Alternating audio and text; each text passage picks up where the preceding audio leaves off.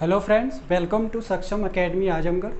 My self मन Chaurasia from Azamgarh. पिछली class में हम लोगों ने देखा था कि कंप्यूटर क्या होता है, कंप्यूटर इंफॉर्मेशन और कंप्यूटर लैंग्वेज के बारे में। तो अब हम लोगों को क्या देखना है, कंप्यूटर लैंग्वेज तो हमने देख लिया, लेकिन अभी हमें एक चीज़ की ज़रूरत होती है लैंग्वेज को समझने। लैंग्वेज जैसे हमने कहा था आपको कि लैंग्वेज के लिए दो चीज़ों की ज़रूरत होती है, एक होता है यूजर और एक मशीन। तो कंप्यूटर लैंग्वेज के लिए यूजर और मशीन की जरूरत होती है, और इनके बीच में जो हमें एक ट्रांसमिशन करता था, एक इन दोनों के बीच में जो ट्रांजैक्शन होता था, डेटा का जो लेन देन होता है, वो हमारे पास कंप्यूटर लैंग्वेज के थ्रू होता था। लेकिन क्या होता है कि मशीन जो है वो यूजर की भाषा को नहीं समझती।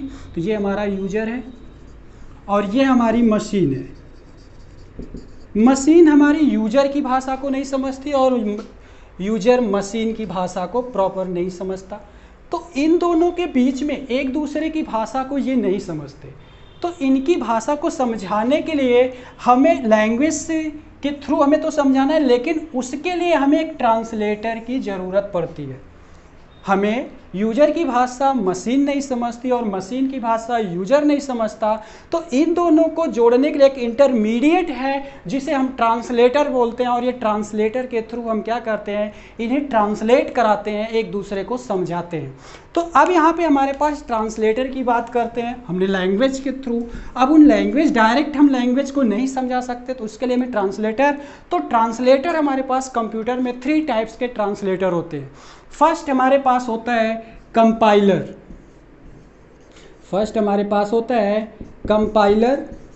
सेकंड होता है हमारे पास इंटरप्रेटर,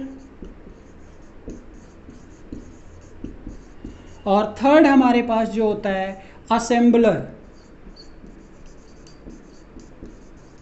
ये हमारे पास 3 कंप्यूटर ट्रांसलेटर्स होते हैं।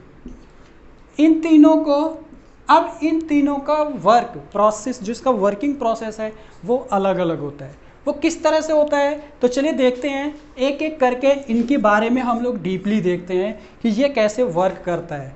ठीक है, तो चलिए देखते हैं। सबसे पहले हम लोग देखेंगे असेंबलर के बारे में या कंपाइलर। तो चलिए सबसे पहले असेंबलर के बारे में देखेंगे कि असेंबलर क्या होता है और ये कैसे काम करता है। तो पिछली क्लास में हम लोगों ने देखा था कि हमारे पास 2-3 टाइप की लैंग्वेज होती है। सबसे पहला हमारे पास था लो लेवल।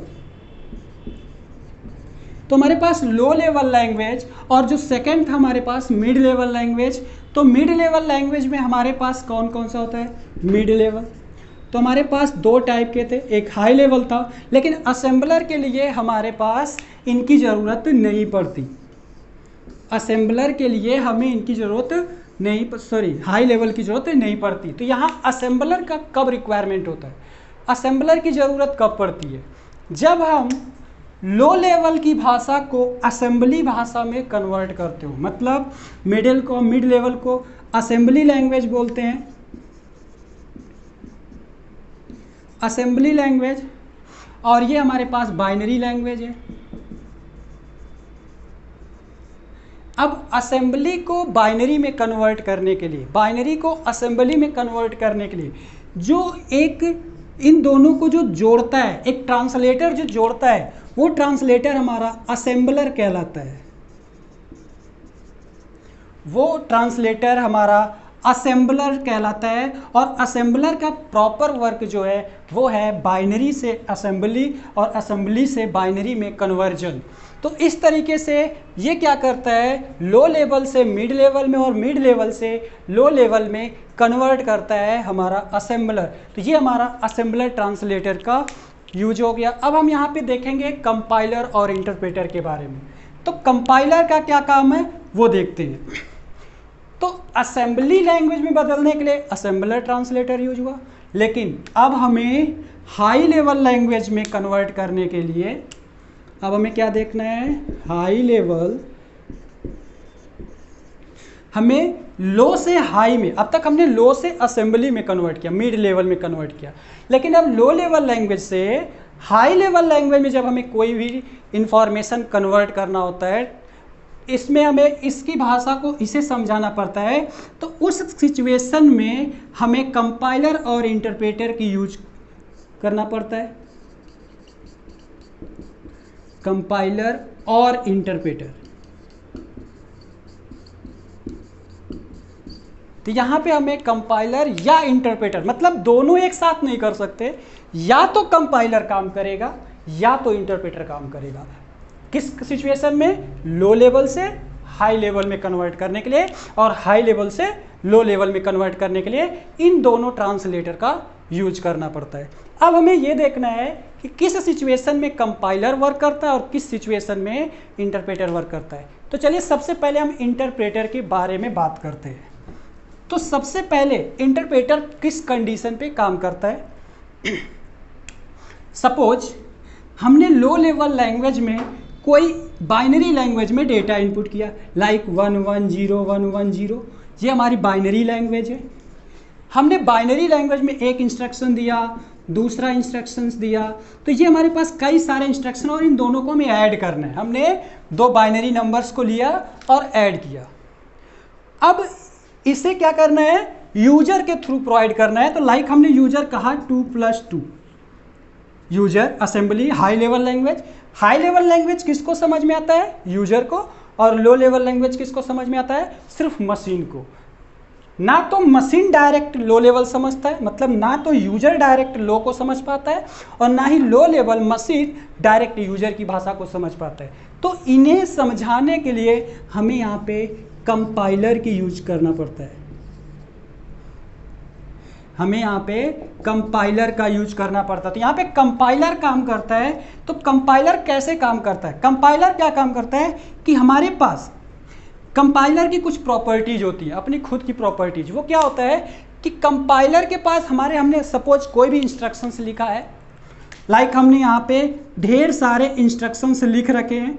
तो ये क्या करता है? सारे इंस्ट्रक्शंस को कंपाइलर, यही सबसे इंपॉर्टेंट डिफरेंस है कंपाइलर और इंटरप्रेटर में। क्या?